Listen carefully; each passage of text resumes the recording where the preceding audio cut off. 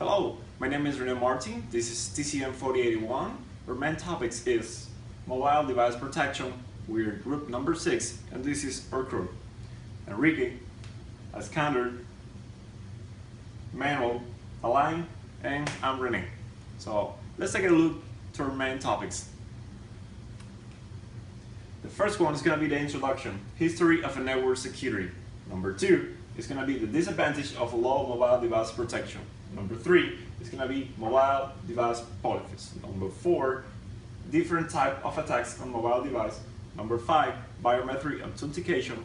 Number 6 is going to be prevention, and number 7 is going to be the conclusion.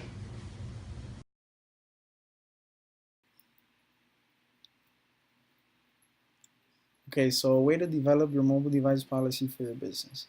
So, question number one is, what do your employees need their phone for? So, this is important so that you can understand their mobile requirements.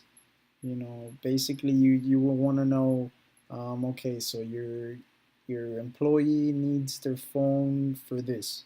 It's kind of like a way to guarantee that your employees can be able to use their phone, and use whatever they need their phone for, but in a way where your company's like security is not at risk, or at risk of breaches, or of at risk of getting, having any security hacks, or your network being attacked, or having any threats posed. So that's that. Also, it's important the levels of support. So basically, not all employees will need the same level of support for their mobile devices. In other words, you wanna like you wanna make sure you have like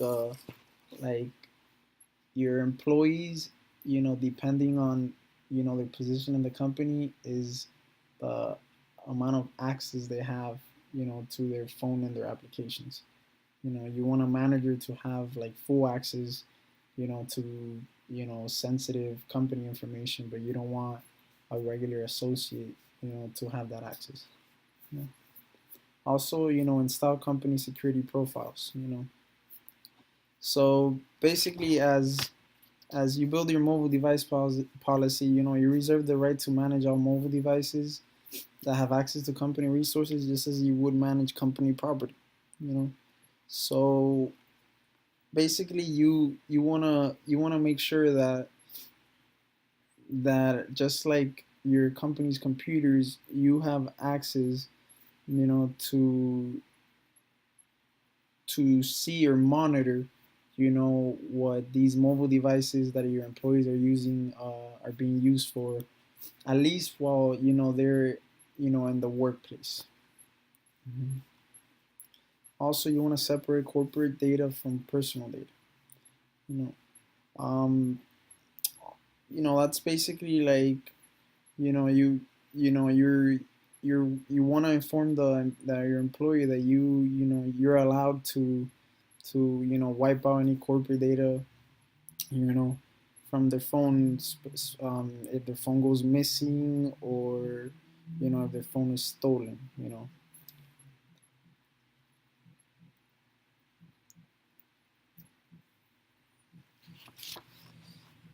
you you want to prevent data security breaches. You want to ensure that emails are encrypted. You want to set forth policies for minimum pin lengths. You want to prohibit simple passwords. Definitely, a longer or more strong, secure password is important. And and again, you want to set up like a, a, a way to wipe out any information, just in case of any security breach from cyber criminals. And you basically want to make sure that your employees are are are protecting their phone in a way that it makes it hard for hackers and cyber criminals to just hack into the system. Also, you might want to disable certain mobile features. So if you're building a policy for a company in financial services, or healthcare insurance, any of that, You want to maybe prevent employees from being able to use their camera or the internet or anything that it can expose the company to across the network. Also, make sure you use acceptable use policies. So basically, you develop certain stipulations that govern the use of the new technologies. And you make sure to cover specific risks associated with each type of technology. So this is basically just you know it's important to inform your employees of what's acceptable to use during the workplace and what is not. You know, everything is basically to keep your network and your company's network and even your employees secure from theft or breaches. Honestly, also you might want to have like a reimbursement policy.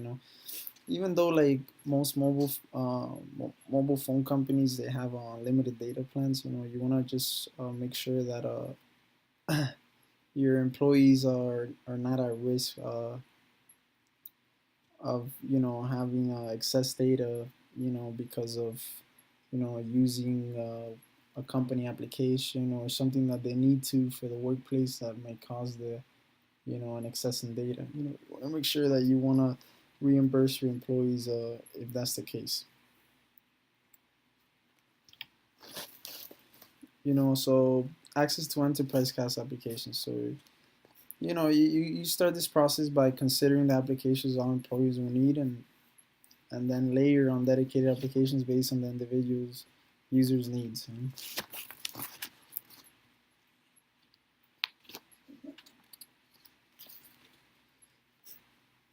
Also you must tell employees that they must back up their own personal data. Yeah, you gotta tell employees that that's their responsibility and not yours.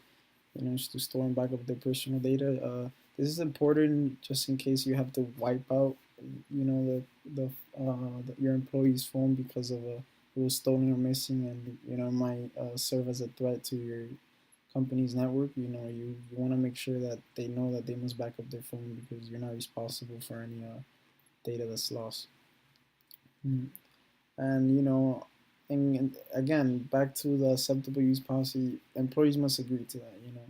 And this is also a way that to make sure that that employees follow the rules and are far less likely to create security issues.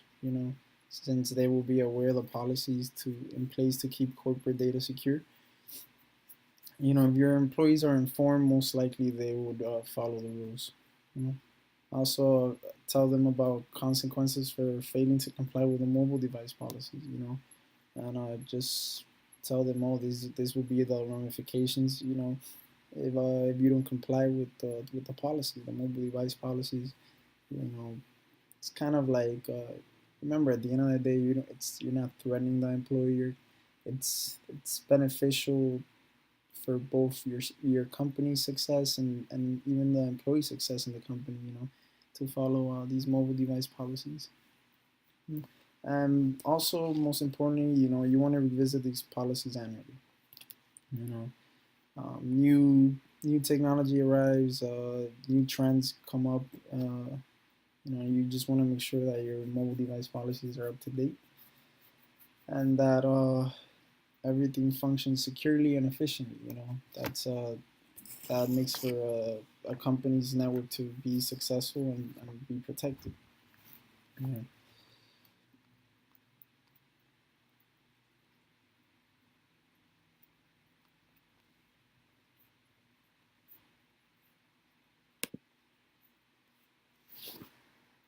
So yes, so that's basically my presentation on behalf of the two-step authentication and setting up a secure and efficient mobile device policy for your company, for example.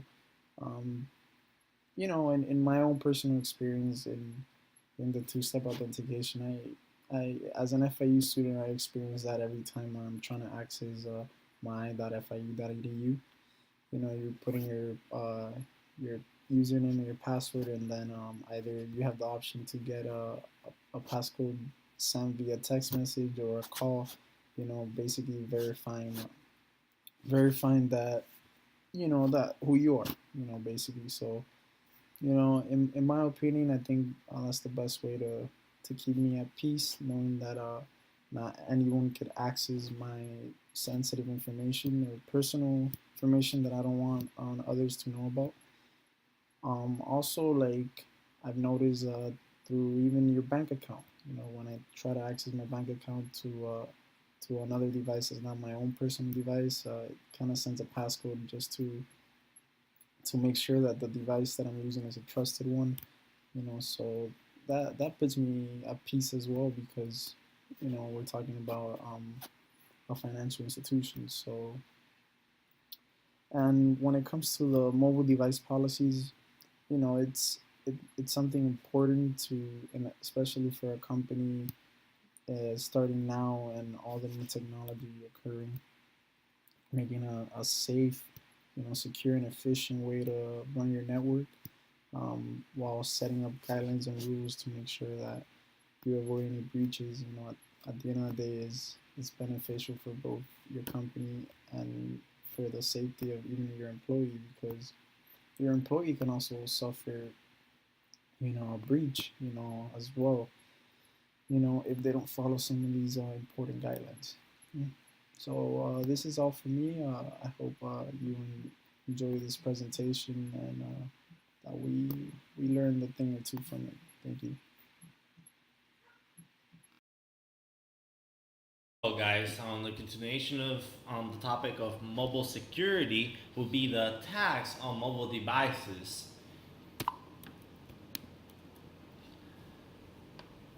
I'll be talking about the attacks used on mobile devices. One of the main programs that are used is remote access tools. Attackers can perform a number of attacks via denial of service on the HTTP floods, performing web injections, stealing user data, and even deleting files from the phone. Denial of service attack can be used on mobile devices via rats. So basically, remote access tools can be used throughout the hacking of information to the to the phone. Also, another thing we'll be talking about is APK file infection. Attackers can integrate malware into APK applications that are using the app download store. Basically, they install malware in the applications in the app store, and then once users download it, then you already have an application that has malware running in the background. One of the examples of rats, it would be Droid Jack. There's a screenshots right here. Basically, the program can have access to your WhatsApp, your SMS messages, even phone calls and browser history. So a lot of information is they could get from this application. This application was up in the droidjack.net website for $200, and it's highly illegal in many states around the world. And honestly, I don't recommend it for anybody to use because you could get in big trouble. The other topic I'm going to be talking about is mobile botnets. Viking Hoarder conducts ad fraud, but can also be used for other attack purposes such as distributed denial of service attacks, spam messages, and much more. Viking Hoarder installs additional malware payloads that can execute any code remotely and potentially compromise the security data on your phone. One of the applications that I use right here, it would be called Viking Jump. Basically, this application was downloaded by 50,000 to 100,000 people. So that's a lot of devices out there that maybe their informations were basically compromised.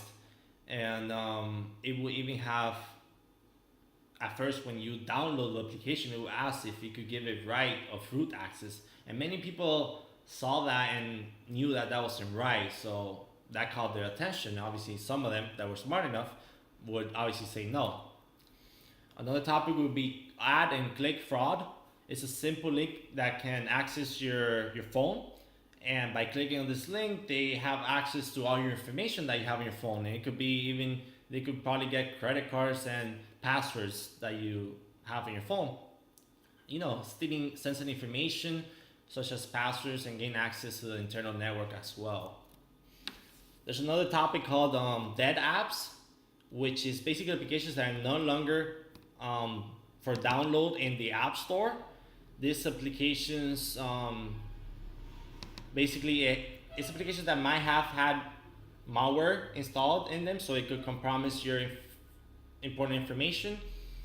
And these applications might even control your cellular devices. And they probably found out that these applications that had malware, and then they decided to take it off, and it's no longer, but you still, have it on your phone, so it should be deleted, as experts say.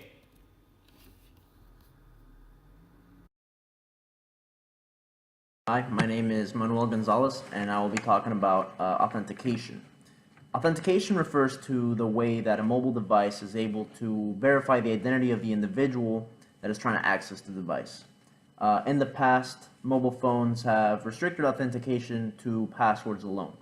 And that's due to the limited technology of the times, but this has become an issue due to the fact that people like hackers have been able to crack these passwords very easily. They've come up with intricate different things like password crackers using Kali Linux and whatnot. So as technology has improved, these phone manufacturers have had to come up with better authentication methods. Namely, the authentication method that they've used has been biometrics. Now, biometric authentication can be divided into two main subcategories. The first one is the most widely used method, and it is known as physiological biometric authentication. And as the name implies, this authentication method uses the physiological traits of the individual trying to access the phone. So these can be fingerprints, iris scans, hand scans, retinal scans, or facial recognition. And of the ones that I just listed, the main ones are fingerprint scans and facial recognition. And therein lies the problem with physiological authentication.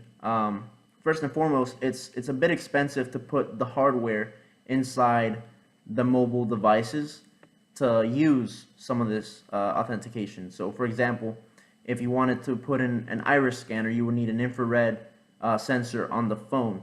And so it's a little bit impractical for mobile phone developers to put this technology in because they want to keep production costs low, and putting all these different pieces of hardware in the phone would not it would make the production cost high. So in order to remain competitive in the market, it's a bit impractical. They also want to make phones that fit in your pocket, so putting in more hardware is impractical. And another issue with physiological authentication, which is an issue that it shares with passwords, is that it's not continuous. Once you've gained access into the device, you can use it until the end of the session. So another authentication method that companies, mobile phone developers have begun to develop is behavioral biometric authentication. So this method uses traits such as the user's gait, which refers to how fast the person walks, or it can use features such as the keystroke of the user, meaning it looks at the typing patterns of the person currently using the device. This type of authentication is a lot safer due to the fact that it is continuous. So the second that the mobile device detects that someone other than the user is using the device, it could automatically lock itself. As time goes on, these methods will improve and devices will become more safe to use.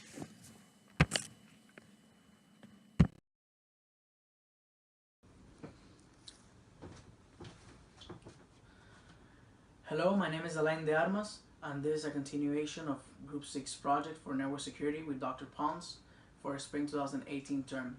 And my group is working on mobile security, and I'm going to be talking about the aspect of prevention. So, first thing I want to talk about is Nokia Threat Intelligence Report. which examines malware infections found in mobile and fixed networks. And this report concluded that 72% of smartphones are vulnerable to attacks. And this is going to be shown in the next image. This image represents the threats by operating systems. The y-axis represents the number of vulnerabilities, and the x-axis represents the year. The green represents vulnerabilities for Android, and the light blue for iOS. And as you can see, the number of vulnerabilities is increasing exponentially by year, and it's only going to get bigger. Now I want to say a few things that you can do to protect your data. The first thing that you can do, it looks very simple, and it is locking your phone. Most smartphones, to not say all of them, they come with the option of putting a lock or inputting numbers or a pattern to access the device. And this is something that you want to do with your phone. Also, if your name, for example, starts with an L, please don't make your pattern an L, because it makes it very easy to guess and defeats the purpose pretty much. Next thing is jailbreak. Don't jailbreak your phone. Jailbreaking is removing the security limitations imposed by the operating system vendor. And you don't want to remove this because it leaves you even more vulnerable to attacks, which is dangerous. I know it's nice to have apps from Android on your iPhone, but this comes with a cost, apart from its pricing to jailbreak your phone. Next thing is public Wi-Fi's. Please don't access public Wi-Fi's. Public Wi-Fi's, they're not secure enough, and they leave you vulnerable to a man-in-the-middle attack.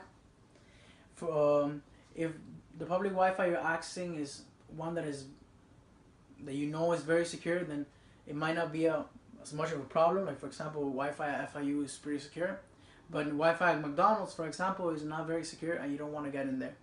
It's free, and it's nice to get free stuff, but nothing is free in this life. Something comes at a cost, and the cost of connecting to public Wi-Fi is putting your information out there for someone who wants to steal it. The next thing is updating and encrypting.